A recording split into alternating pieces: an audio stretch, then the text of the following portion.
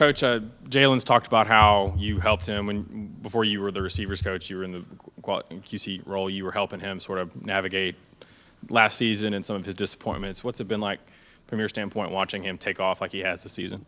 It's been good. I think because, like the first part you mentioned, is being a part of that story the entire way. It's cool to see it play out into fruition. Similar to Velus, kind of had some similar struggles early, was able to battle through and see success. I think the biggest win in both of those stories, Jalen and Velus, is the younger guys being able to see, like, it's not all about immediate success. It's not all about an immediate result. Like, you got to kind of go through the process, and eventually it'll be worth it. I think that's the most valuable piece. Adam and Ben. Yeah, sort of following up on Jalen. Did you and Cody Burns talk about that? That's like a mystery you guys have to solve. Did you see Jalen's talent and think we've got to get this figured out? Yeah, I think that's the plan with all the guys. Like, I feel like each guy in the room, you got to find a way to get the most out of everybody. And the cool thing about it is, as the season goes on, like, some guys decide and choose to prepare the right way, and then you'll see them be successful. And some, it takes longer. But I think you have that idea for every single guy in the room. You have to coach them hard. Was there any point, like in the spring or summer or anything, where you maybe went to the other coaches and say, I think Jalen's turned the corner? Man, I can go back to a couple. I remember specifically in spring, there was a drive. We play really fast, you guys know, but there's a drive in practice where he's tapping his chest and he wants to come out. And I'm telling him, no, like, you're going to stay in and you're going to play. And that drive, he caught like 3 or 4 balls. It's like a 2-minute drive we were simulating versus the defense. And he caught like 4 or 5 balls in that drive while he was tired. And, like, at that point, I'm like, okay, this kid kind of has it. Like, he's turning the corner. And I think the next part was after the spring and the summer. Man, just the work he put in. I challenged those guys to catch 10,000 balls in the month of June and July, and Jalen went for like 13,000, 14,000. He was in here all time of night catching balls on the jug. So I think at that point, I really saw it because it's all about the work you put in. Kelsey, you mentioned the younger guys and how great of an example Jalen and Velus are for those guys. Just what have you seen from your younger guys as they've developed these last 2 months? Squirrel had some success on Saturday. What have you seen from him? And then also Chaz finally getting onto the field and Caleb as well. Individually, those guys. So Squirrel, man, I think is starting to get more confident. You see him playing, and he was already fast, and he's playing at a different speed, I think, because he's confident with what we're doing and how we operate. Chaz is a bigger body. He's gotten really confident lately as he's gotten back on the field.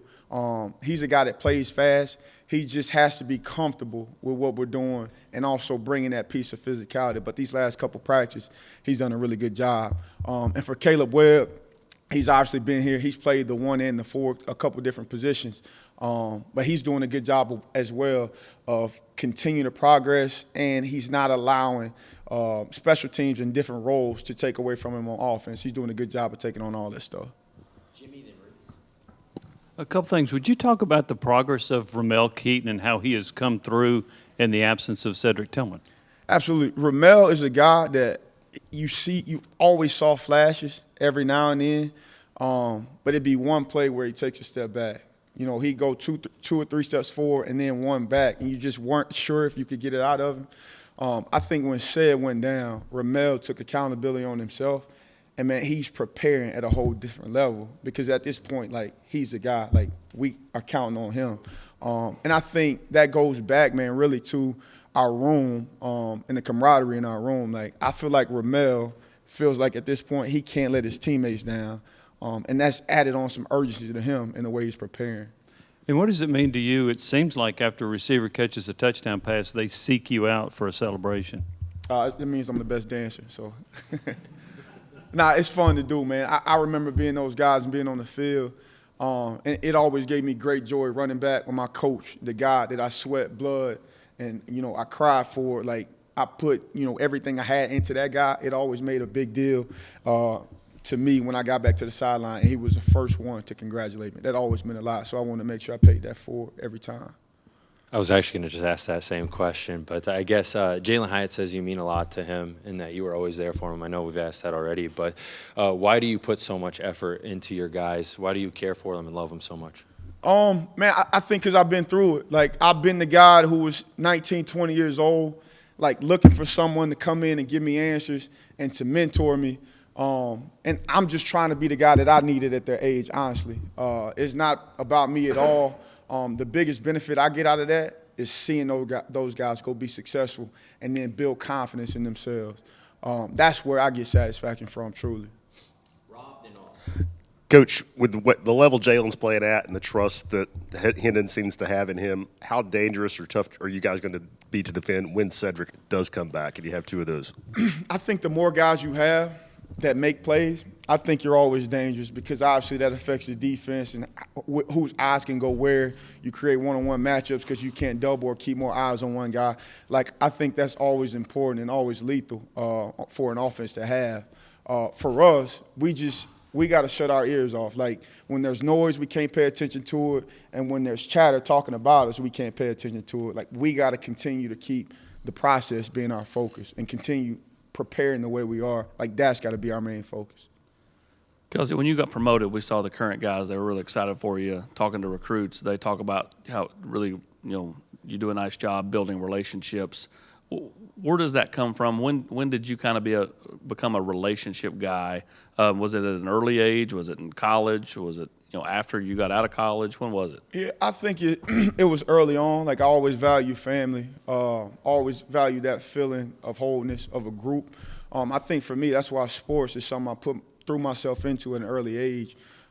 Because just having a group and coming together with one common goal for me just kind of took me over the top anytime I was in an environment like that. So for me, relationships has always been the main thing. It's part of the reason why I came here to Tennessee with Coach Hype and Coach Golders. It's because when I met those guys, right off the bat, it stood out that they're relationship-oriented and that fit kind of my temperament and who I was. And I don't think you can ever create a bad environment when you got guys that truly value relationships. I think it's always genuine and it's always real. And I think that helps everybody become their best.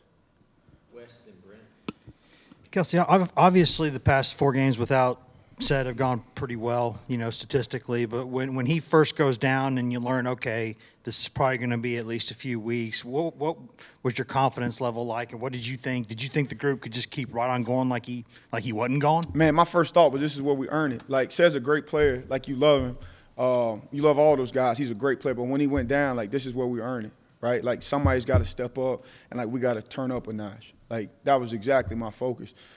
Usually in those moments where we face adversity, you know it's coming, you just don't know when. And in that moment, like, that's time for you to make a choice to prove to yourself, like, hey, my preparation, who I am, is really true. And so our guys, I kind of had that conversation with them after as a group.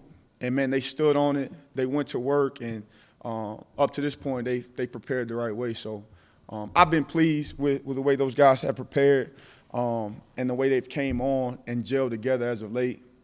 That same mentality has to be on through the rest of the year.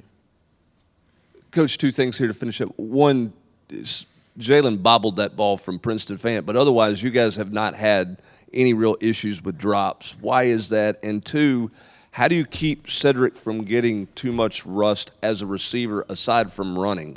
What has he done? What have you done with him during this rehab process to keep him polished as a receiver? So, for one, just the ability to catch the ball at the wideout position is all focused. Like, we do a great job in practice of forcing those guys to over-exaggerate their eyes on the catch in any scenario, whether it's contested, whether it's down the field. You want to always over-exaggerate your eyes, knowing that in the game, because bullets are flying and my anticipation is up and I got more anxiety, like, you're going to be sped up. So you want to over-exaggerate things in practice.